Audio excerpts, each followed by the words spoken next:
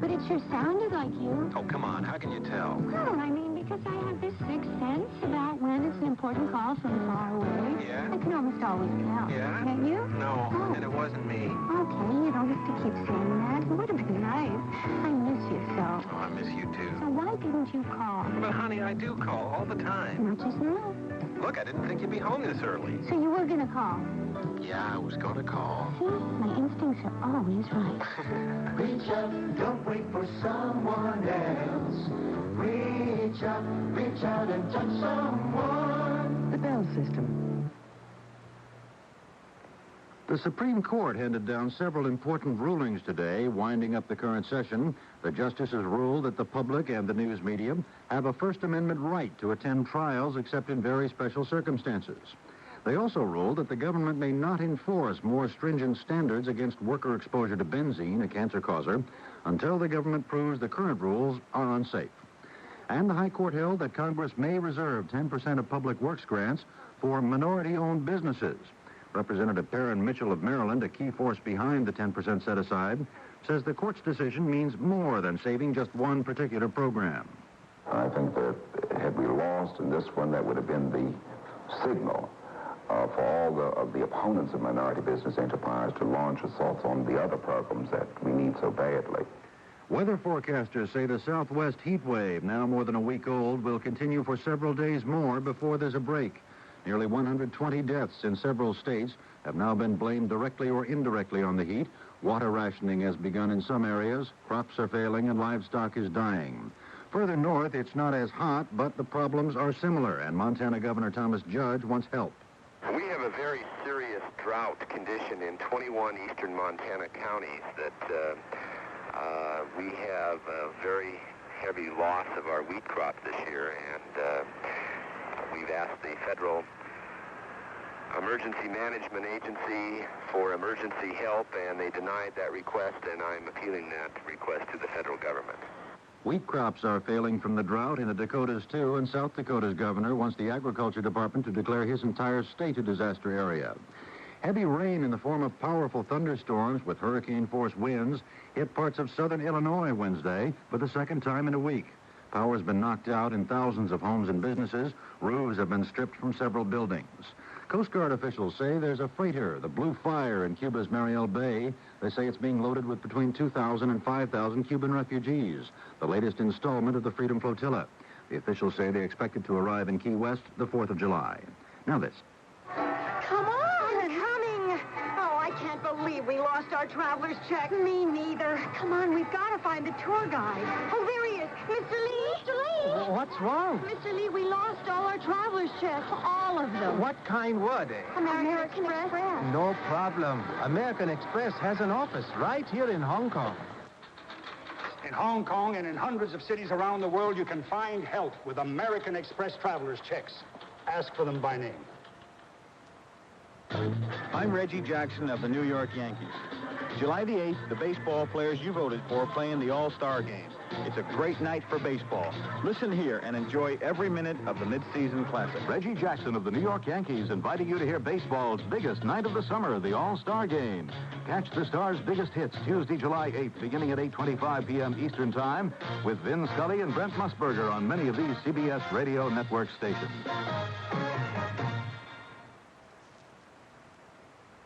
A new British plan for Northern Ireland would set up an 80-member assembly there to rule the province in place of direct rule from Britain, but the proposal does not address the question of how Catholics will share the governing. Prime Minister Haughey of the Republic of Ireland says he doesn't like the plan at all. David Jackson, CBS News. The CBS Radio Mystery Theater presents...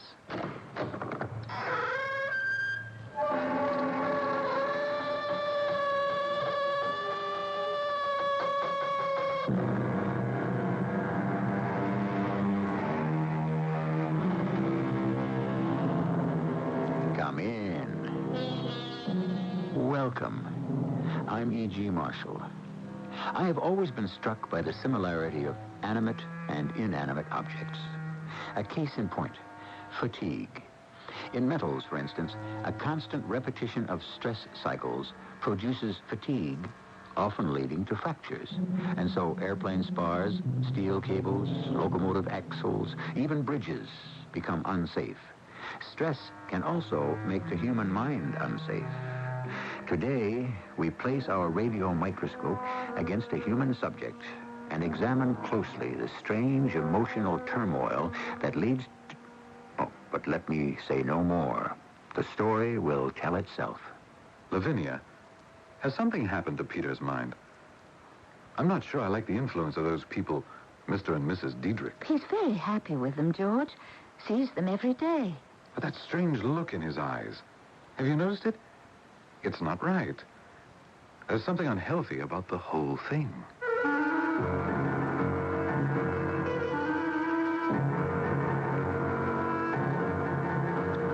Our mystery drama, Maud-Evelyn, adapted from a story by Henry James, was dramatized especially for the Mystery Theater by G. Frederick Lewis and stars Paul Hecht. I'll be back shortly with Act One. Weekday mornings on CBS television. Get set for comedy on The Jeffersons as George bumbles his way through life. He gets everything wrong, and you're in for comedy surprises as Louise and the gang put things right. Next, it's Alice. Laugh when Mel puts out the lip and the girls put up with it. Then, watch The Price is Right, starring priceless Bob Barker. Wake up to laughter and excitement weekday mornings on CBS television. Check your local listings for time. Why don't you pour on the snap? Pour on the snap. Pour on the Kraft barbecue sauce. Pour on the snap. Pour on the Kraft barbecue sauce. All right. Pour on the snap. Why don't you pour it on? Pour on the Kraft barbecue sauce. Pour on the snap. Pour it on the snap. Pour on the Kraft barbecue sauce. Pour on the snap. Pour on the Kraft barbecue sauce. Pour on the snap. This is FS for MS. You know, I've cut a lot of records, sung a lot of songs in my time. The last of the saloon singers, you might say. But of all the songs, that one is special to me. I like the way the lyrics tell of a show of guts and courage in a man.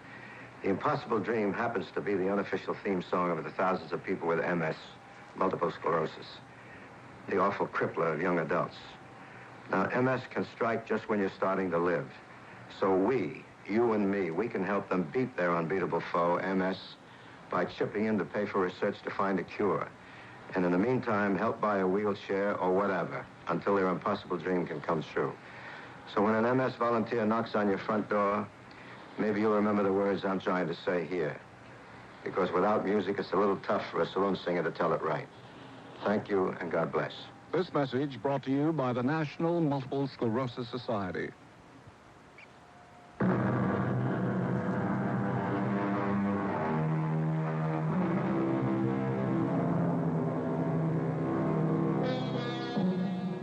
Peter Harkness was in trouble and didn't know how to cope with it.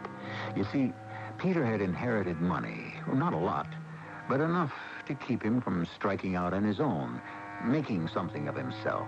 He had the charm, the wit, the education suitable for a well-brought-up young man, but gumption? No. For the 10th time in 10 weeks, Peter had proposed marriage to Lavinia Dane, and for the 10th time, Lavinia had said, No, Peter. No, no, no. I heard the first no. When I marry, it's going to be someone I can look up to, who has a purpose in life and work to do. I've tried all kinds of jobs. I know that. When you decide on one certain ambition, and you concentrate on that and nothing else, then come and ask me to marry you. Is that your last word? For now, yes. Then I'll tell you mine, Lavinia. But not for now. For always. I swear to you, if I don't marry you, I will never marry anyone else.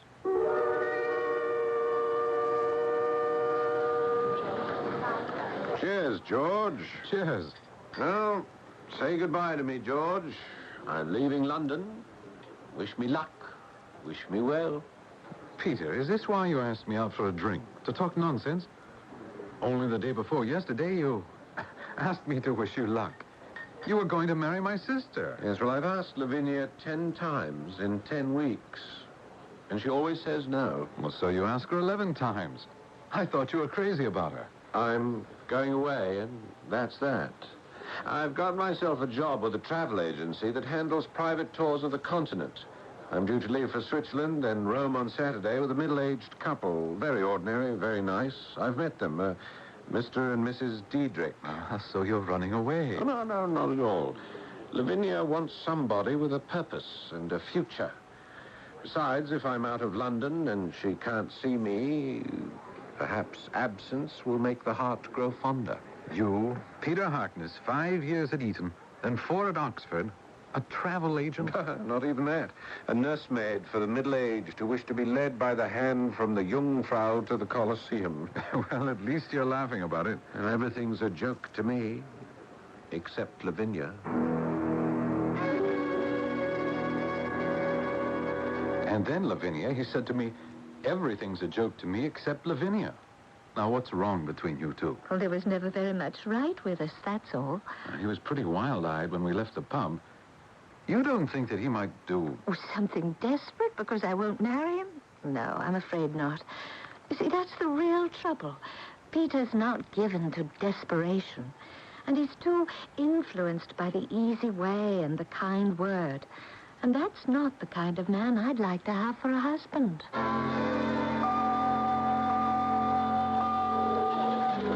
Peter, you look fabulous. Have you gained weight? When you phoned and said, I'm ill, I didn't know who you were. Well, what's it been, 8 weeks? Yes, after Switzerland, we did Rome, then Naples, Florence. I had quite a time dragging them away from Venice. Oh, spare me. Look, I can't stand these darn birds. Pigeons scare me. Do we have to meet in front of Peter Pan's statue here in the garden? But I like to feed them. Peter, this is a hangout for children. Well, at any rate, tell me about your trip as travel nursemaid. Oh, they're wonderful people, the Diedrichs. You haven't any idea how well they treated me. Like a son. And people like that, well, you don't meet every day. They were devoted. To you? Yes, and elsewhere. Well, I'd like to meet them. Will you introduce Lavinia to them? Oh, no. Why not? You like them. You and Lavinia are engaged, aren't you still? I'll never marry anyone else. That's a foolish, negative thing to say. If you're serious about working at this travel business, I'm sure she'll think twice about saying no again. You think if I asked her now, she'd say yes? Yes, I do. She should have said it before. Before what? I'd rather not say. Before you met these Diedrichs? People like that, well, they made a profound impression on me. I'll say that. Have you seen them since you returned to London? Oh, yes, I have. And what are they? Well off? Or is he retired? What are they like? They live for Maud-Evelyn. Maud-Evelyn? Well, who's she? Their daughter. Unfortunately, they've lost her.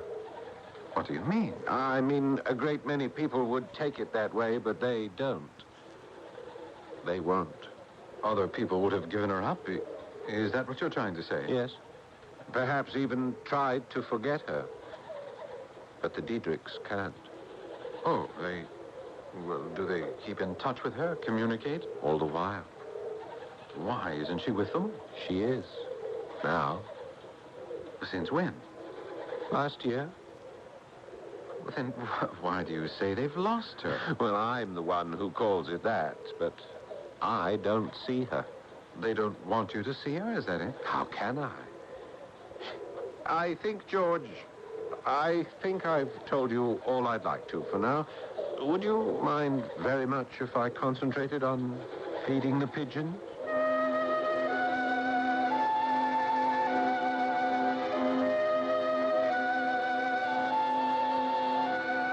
Lavinia, I don't know what to make of Peter. I had the most peculiar conversation with him right by the statue of Peter Pan in Kensington Gardens.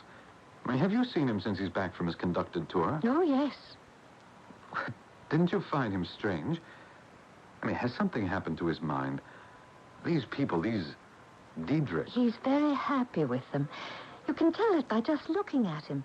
He's over at the house in Westbourne Terrace every day. That's not right. There's something...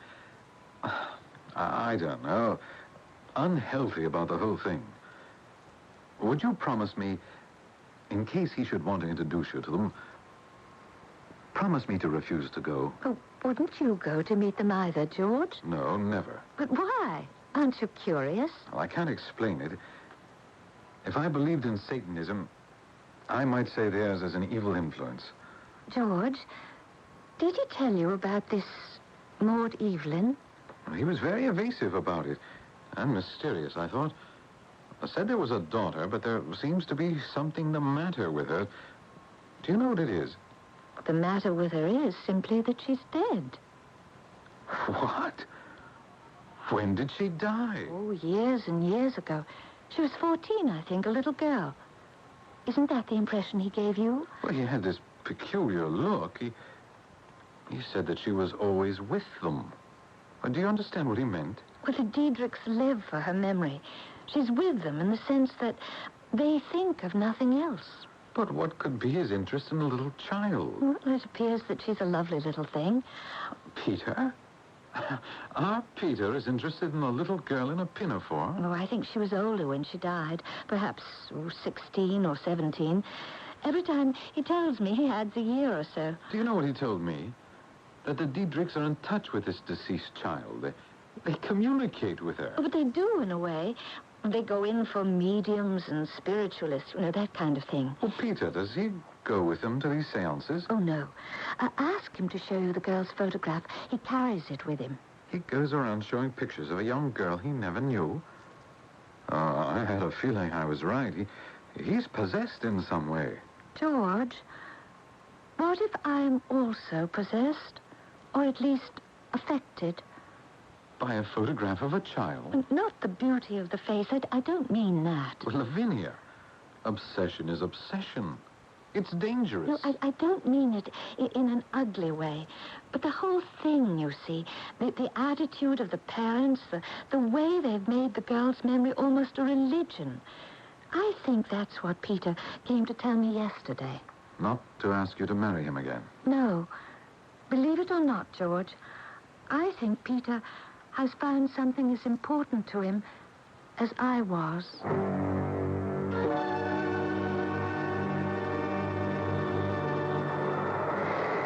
Peter, I wish you would come inside with me. Mrs. Jex has made me feel so very close to your dear Maud-Evelyn. Mrs. Diedrich, I feel very close to her without having to... Well, it's hard for me to say. Well, do you have some superstitious feelings about a psychic? Oh, no, not at all. You don't believe in them bringing word from the other side? Mr. Diedrich wasn't able to accompany me today, so I've asked you to come with me. Now, will you? They'll open the door in a minute. I'm Mrs. Diedrich. I have an appointment with Mrs. Jex. May we come in? Oh, do it for me, Peter. Maud-Evelyn's mother. There's nothing to be afraid of. You'll see. In this house, there is no death. Life continues always. Thank you. You needn't show me the way. I've been here many times before. Come, follow me, Peter.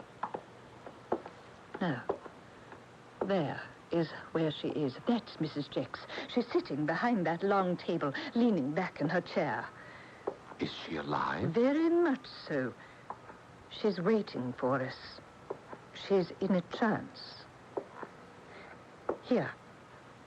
You take that chair, and I'll sit in this one. Now, the first thing we do is to light these 3 candles on the table. I have a match. Go ahead. Light all 3. That's right. Mrs. Jex, this is me, Mrs. Diedrich. I brought with me today... my husband could not be here, so I've asked this wonderful young man you have heard us speak to you about. He's the one who cares so much for Maud-Evelyn. He's sitting beside me now.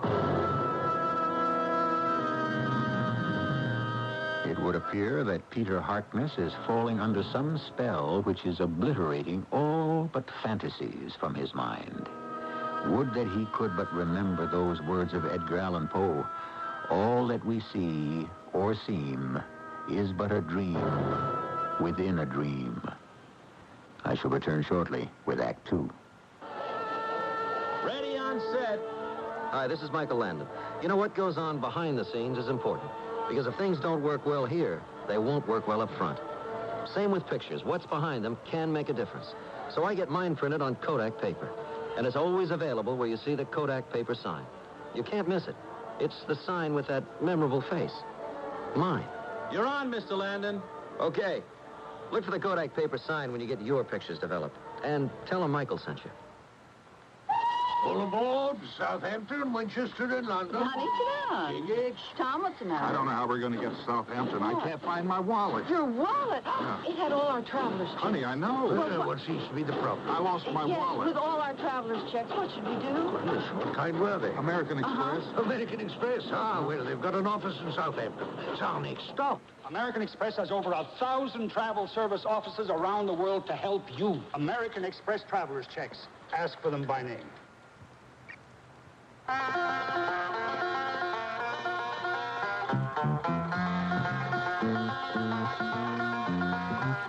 Your lung association says smoke's not just your affair. That smoke screen that you puff around to loose non-smokers' air. It's bad for kids and older folks with lungs not up to par. It's damaging for you, of course, but your smoke travels far.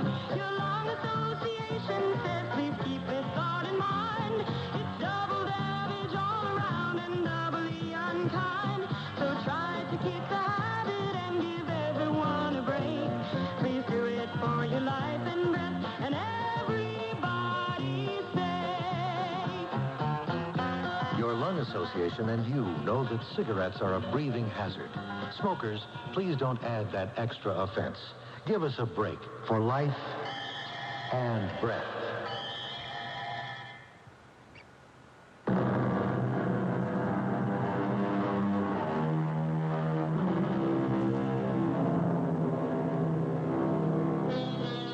Had anyone said to Peter Harkness 6 months ago, one day you will be stepping into the parlor of a psychic to please the mother of a little girl you have never met who died when she was in her early teens, he might have said, but why?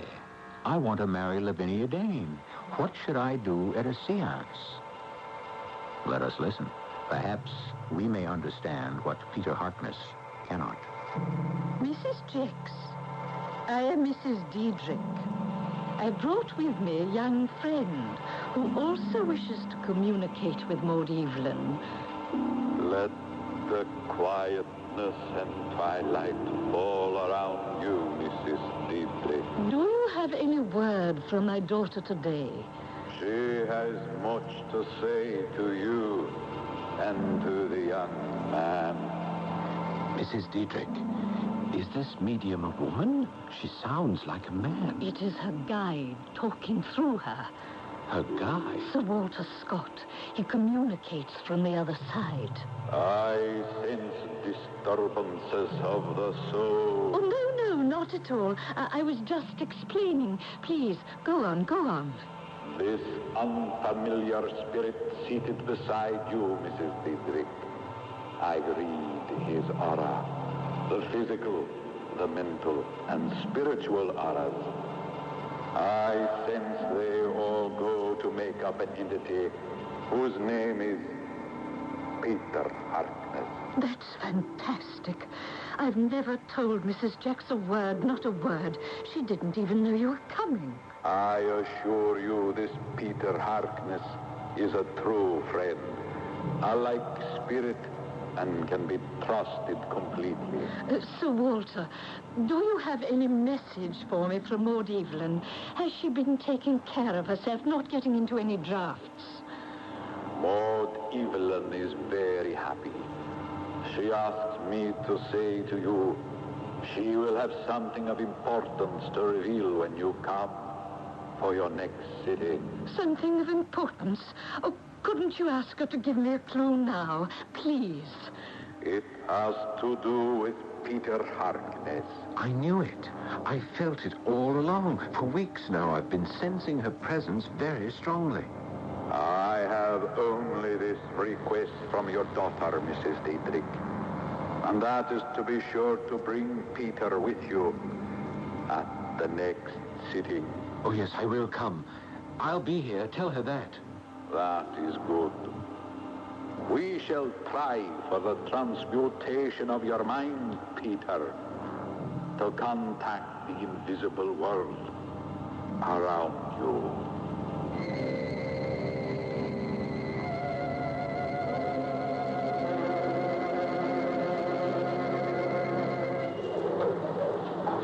Lavinia, I've so much to tell you, I hardly know where to begin. I seem to be going in all directions at once. That's why you always come here, isn't it? To Kensington Gardens. Right here, in front of the statue of Peter Pan. I've never thought why. It seemed a natural thing to do, to meet you here. It always has been. Some people might say you're identifying with Peter Pan, the boy who didn't wish to grow up. What are you talking about? Oh, never mind.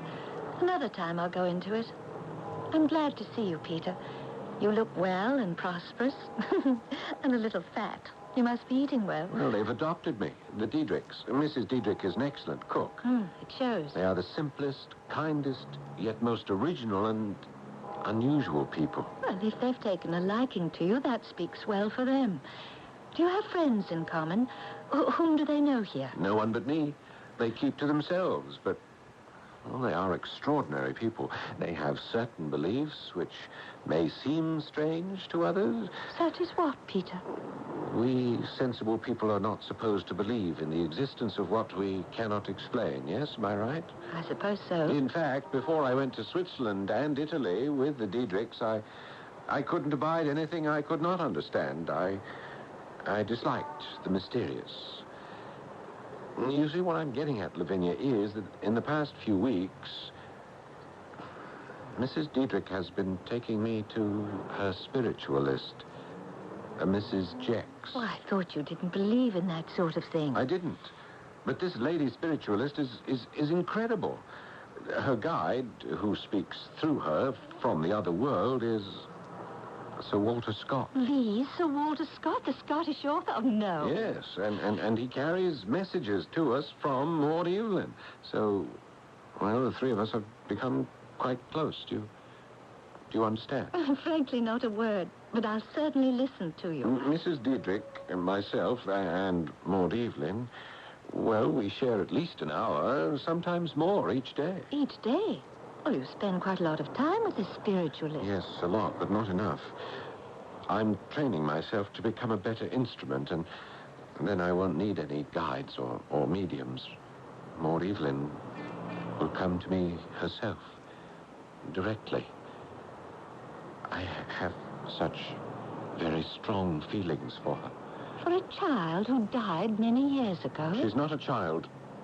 Believe me, Lavinia, Maud-Evelyn is no child.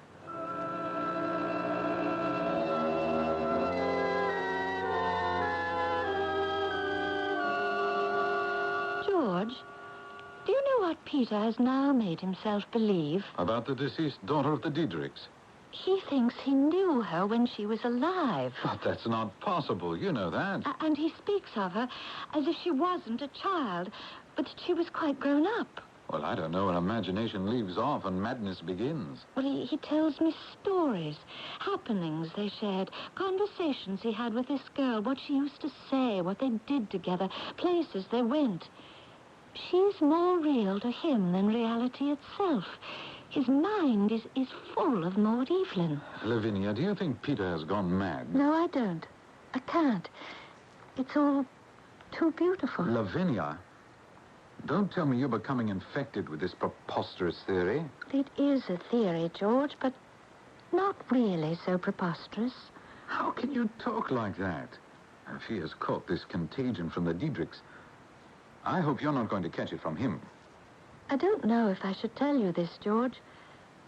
Peter said to me yesterday he was in love with Maud-Evelyn.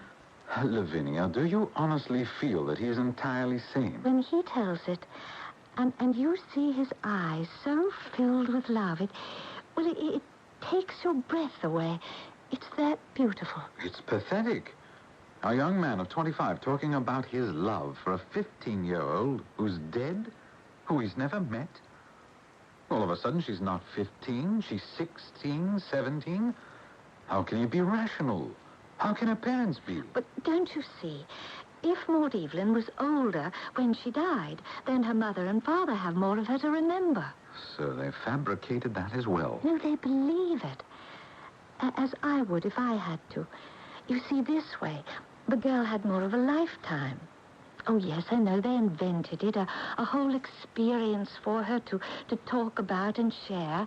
Maud-Evelyn growing up, being older, meeting Peter, their friendship. For Peter to be enmeshed in all this because he's weak or poetic or whatever, that scares me. Well, they need Peter, and they want him for their daughter.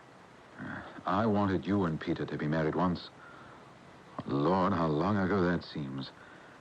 I wanted that, Lavinia. Now this nightmare. And you're encouraging him in it. I told him I believed him. In all the years I've known Peter, even in those days when he was proposing marriage, even then, I have never seen his whole being light up with such devotion as it does when he speaks of her. Oh, it's all very well for you to talk of being sane and sensible and rational. But to see such happiness in someone in this very ordinary and grey world, well, I'm glad to be a part of it. I don't deny it. I am glad, George.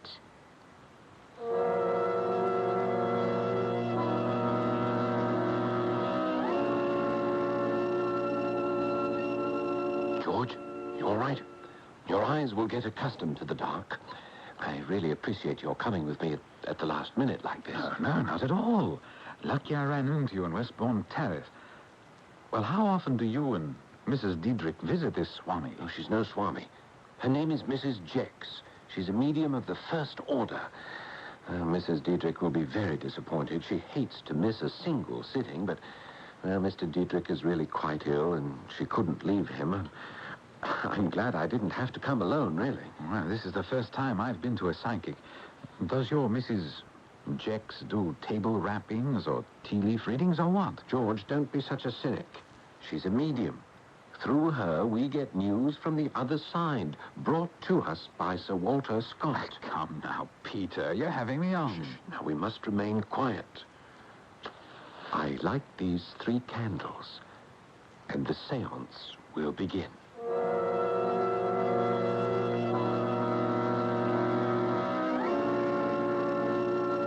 Mrs. Jex, would you ask Sir Walter to come to us, please? Mrs. Diedrich could not accompany me, so I have asked an old friend to share with me this journey into the infinite. Do I say anything, Peter? No. I am ready for the transmutation of the mind to contact the invisible world around me. Peter Harkness, you are standing at a golden gate that will open your mind to a larger, greater field of consciousness. Yes. Yes, I am. That woman's not saying those words, Peter. Her lips aren't even moving. It's a trick. Shh, George, please. Limits there are none. As you climb the hilltop, when you reach the summit of your hill, you will find your dreams guarding the topmost peak. Oh, yes. Yes, Sir Walter. I shall. That's not Sir Walter Scott. George, please, I beg of you. The sun will set. The quietness and twilight will fall around you and your own. Your beloved Maud-Evelyn will speak. It's a fake, Peter. Look at this wire in my hand. I pulled it out. There's someone in another room speaking into a microphone. It's a farce.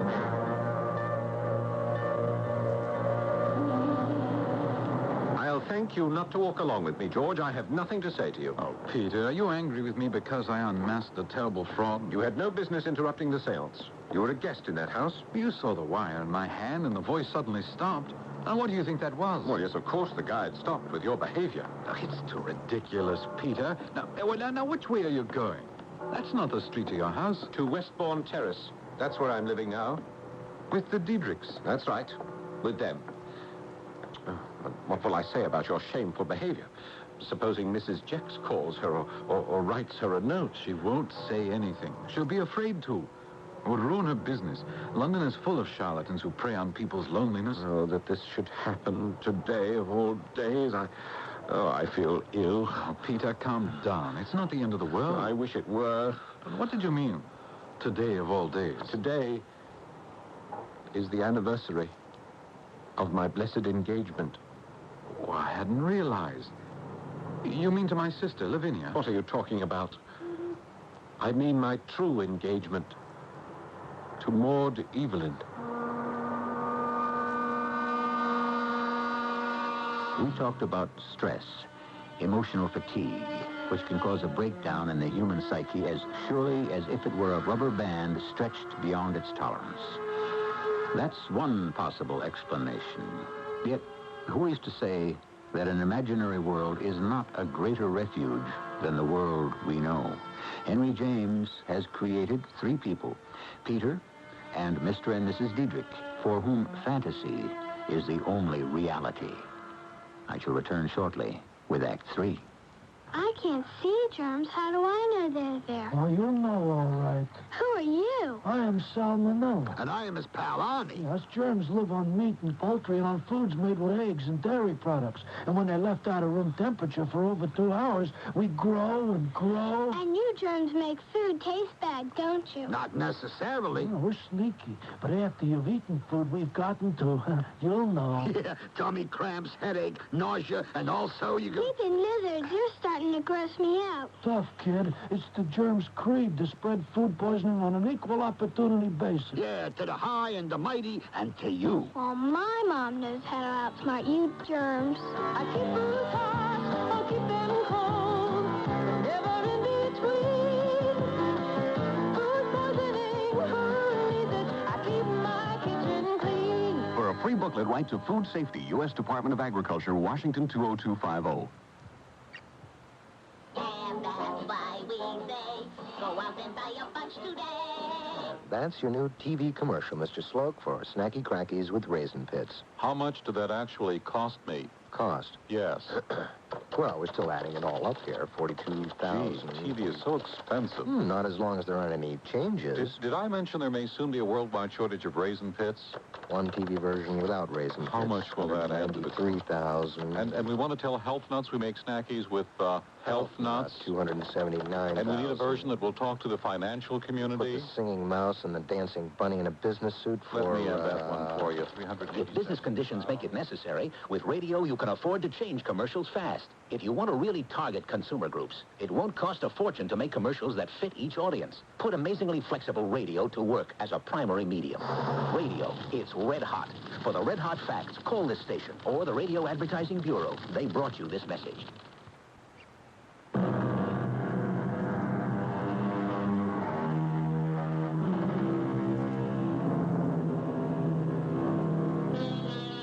It's a treacherous high wire act, balancing on that fine thread that joins the finite to the infinite.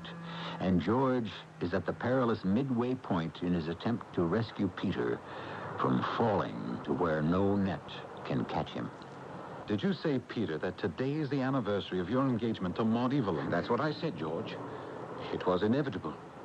From the very first moment when I met Mr. and Mrs. Diedrich, when I sat with them to plan their trip, they recognized me as the right person. You were the right person? Yes, to become their son-in-law. They wanted her so much to have experienced, well, everything. Did I ever show you her picture? She has a child's face. So Maud-Evelyn became engaged to you? Why don't you come with me now, George, to Westbourne Terrace? No, I'd be intruding. Yes, there's a whole suite they prepared for our marriage, and they've kept it just the way it was then. All our wedding presents are there. I'd love you to see them. But what would Mr. and Mrs. Diedrich say? We have 2 rooms full of wonderful furniture and bric-a-brac. You know how important those things can be. I had quite a hand in selecting them. I can remember every single thing dearest Maud-Evelyn said about how I arranged everything. No one else could possibly have made our little house so beautiful. She said that. Well, Peter, not today. Forgive me. I'll come some other time.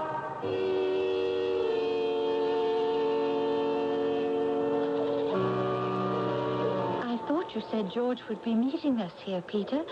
We've been sitting here for 10 minutes. Do you think he'll come? Oh, Peter, will you forget those pigeons for a moment? Look how smooth the bronze rabbits are worn at the bottom of the statue. All the children love Peter Pan so much, they climb all over him. Lavinia. You don't have to say it, Peter. You know? I can see you're wearing a black armband.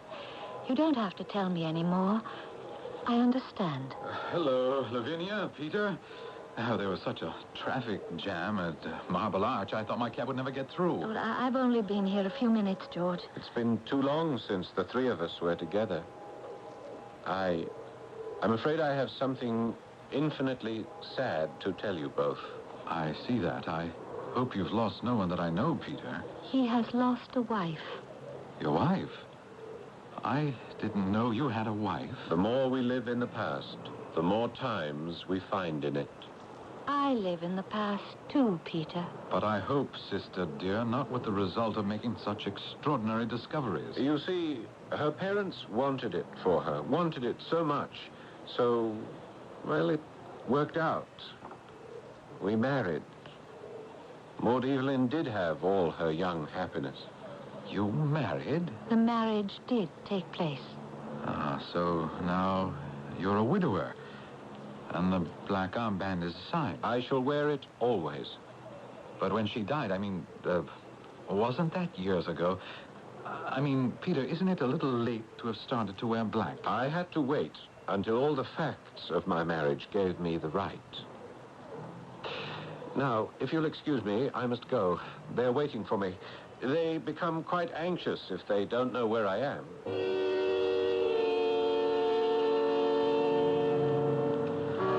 It's almost beyond me, all this. I thought he was never going to marry anyone else but you, Lavinia. He won't. Not ever. He'll still be faithful. To you? To Maud-Evelyn. Oh, it's a sickness. If it is, it's a beautiful one. I wish I could make you understand. A man cannot go on from day to day with one foot in this world and one foot in another. It can't be stopped. That's the way he is. Yes, it can. I want to remove Peter from this whole environment. Westbourne Terrace, the Diedrichs. Take him somewhere to give him time to think things over, to realize what a wasteland he's making of his life. Take him by force. If need be, yes. Now, you remember Dr. Medwin? Frank Medwin, who was at Oxford with Peter and me? Now, I'm going to put this whole strange case before him and ask him to help. George, you're making a mistake. Peter will never be parted from his dream world.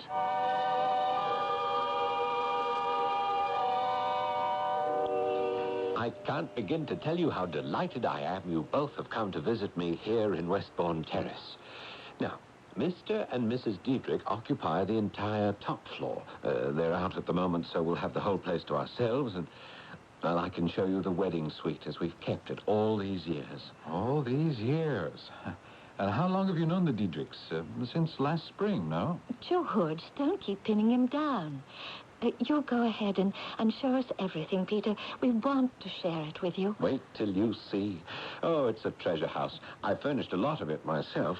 I felt nothing was too good for her. It's these 2 rooms, the wedding suite. There they are. Oh, Peter, it's lovely. charming, tasteful and elegant. A French provincial sitting room and bedroom. Ah, yes, you've hit it on the head, George. That's a Louis XVI chaise longue and a little 18th century fruitwood secretary for her to write her letters on. Oh, I can't take my eyes off the armoire, Peter. Certainly 17th century. I found it in the flea market.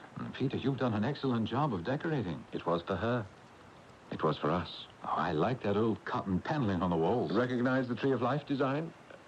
We used to stand under it, Maud-Evelyn and I, before we were married, and imagine each branch would be another child. And that coffee service on the small table near the bed. Yes, completely en pied. George, why are you moving behind me like that? Don't keep getting behind me, George. Why, there's so much to see. Do you like this Victorian love seat?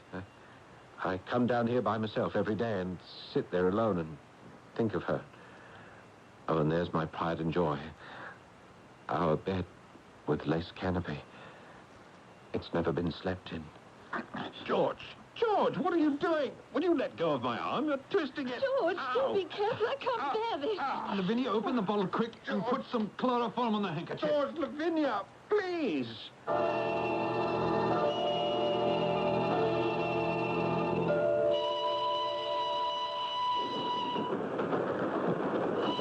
Where am I?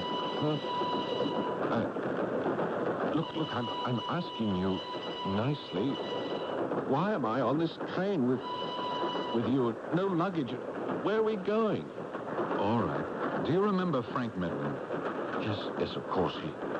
He was at school with us, wasn't he? He became a doctor. Frank has a rest home in Scotland, and he thought it might be advisable for you to go there for a short period of time. Oh, he did he? Well, what did you tell him? That I was mad? I mean, what right have you to pass judgment on someone and then practically kidnap them in the bargain? The right of an old friend who couldn't stand by and do nothing and see you waste your life in an imaginary world run by the Diedrichs. Well, now, wait a minute. They are not running my life. They opened up doors through which I might never have walked if I hadn't met them. Of course, you wouldn't understand that. Lavinia and I are very concerned about you. Now, you just relax. We'll have a good time up at Frank's place. I understand it's beautiful. I have no intention of leaving the Diedrichs. They need me. Every day. And the moment this train stops, I'm heading back to London. I can't understand whatever made you believe I would go along with this. I think you need a rest, Peter. Time to take stock. Get away from Westbourne Terrace. Well, you've got another thing coming. I thought you were my best friend. I see I was wrong. You are my worst enemy.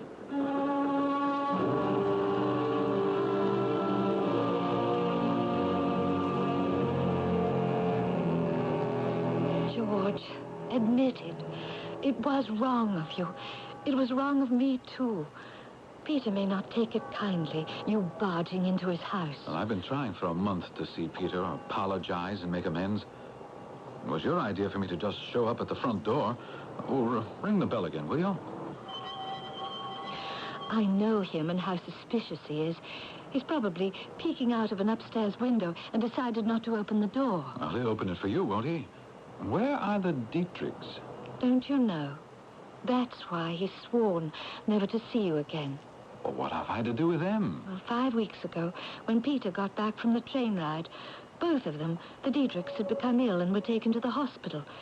In 24 hours, they were dead. Well, I had no idea. Why didn't you tell me before? He blames himself. He wasn't here. He thinks they became uneasy and ill because he disappeared. It's taken me weeks to calm him down. And you still don't think he needs medical attention? No, I don't. He's happy in this house. Oh, this museum. To him, it's a shrine, a temple. I'll ring once more.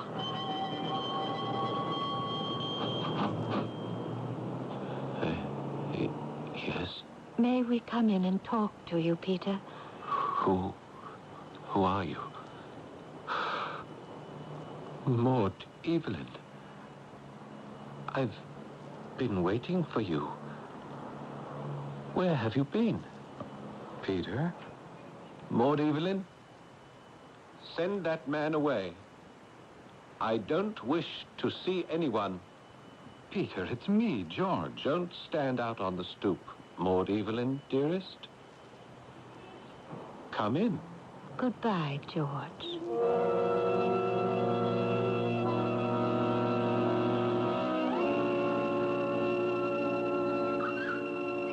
How are you, Lavinia? Very well. And you, George? Much the same. I'm worried about you now that you've moved into his house. I'm perfectly fine. You've been happy with Peter this last month? Oh, yes. How is he? Very well. He's going into the antique business.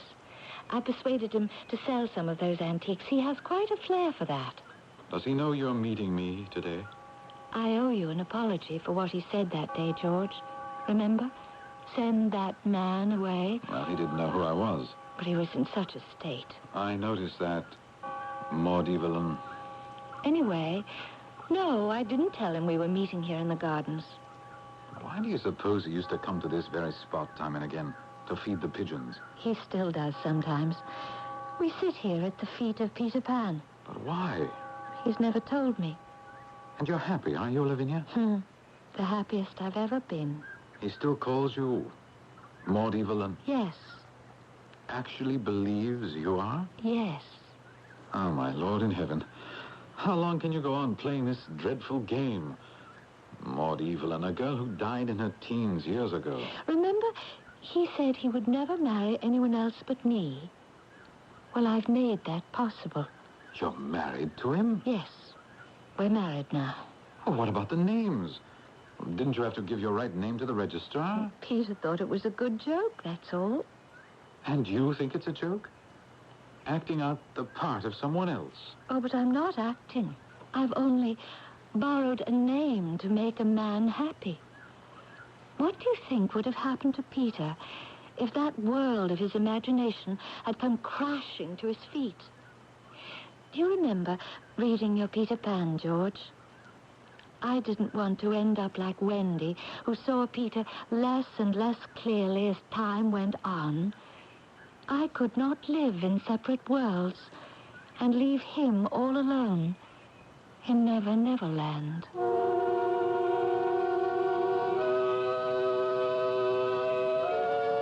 I think I misled you at the start of today's Mystery Theater. I warned of breakdowns and tragedies as a result of stress. I'll amend that now and say this was rather a tale of the virtues of imagination, which in itself can create beauty, justice, and happiness. And isn't that everything anyone could ask for in this world? I shall return shortly. Maxine, the sauerbraten. It reminds me of the... Frank, I feel horrible. The enchilada supreme in Mexico City and the dumplings in Dublin. Frank, how do you say kaopectate in German? Don't neglect diarrhea caused by unfamiliar foods and hectic vacation schedules.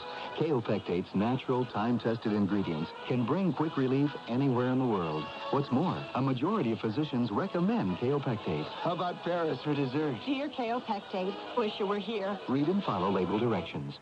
Behind that blueberry face, under that chocolate chin, beneath the blue, the mist, the glum, and a watermelon grin, there's a beautiful child. At your next barbecue, let Wet Ones moist towelettes help you find your beautiful child. A barbecue is a great place to find messy hands and faces that need Wet Ones. Wet Ones go where you go and clean better than anything dry. Wet Ones, behind every messy face and hands, there's a beautiful child.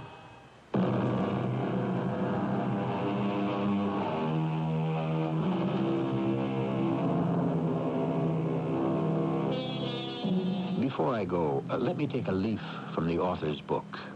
It is imagination's divine attribute that when the real world is shut out, it can create a world for itself. Magically, imagination can conjure up glorious shapes and forms and brighten the gloom of a dungeon. I believe that. Our cast included Paul Hecht, Carol Teitel, and Lloyd Batista. The entire production was under the direction of Hyman Brown. And now, a preview of our next tale. George, you don't understand. He's your guest, yes. You take care of him. I have my own problems. What? Where are you going? Oh, that's my secret. It's only fair, isn't it, since you seem to have some of your own? I'll be back for dinner. There is going to be dinner. Of course. The last thing I needed was to meet the man that Mary might have married. Would have until she met me. Philip Egan. Meeting him at last, I had only one blind desire. To kill him. Wipe him out forever. But I never imagined then that that was exactly what I had condemned myself to do. This is E.G. Marshall inviting you to return to our Mystery Theater for another adventure in the macabre. Until next time, pleasant dreams.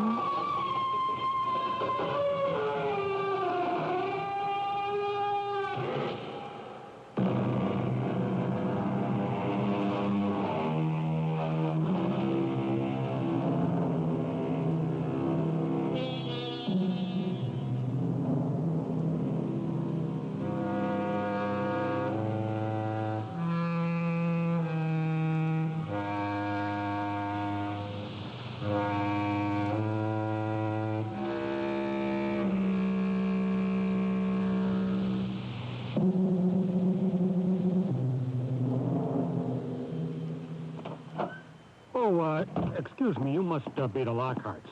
You're probably wondering what a dog wearing a trench coat is doing in your living room.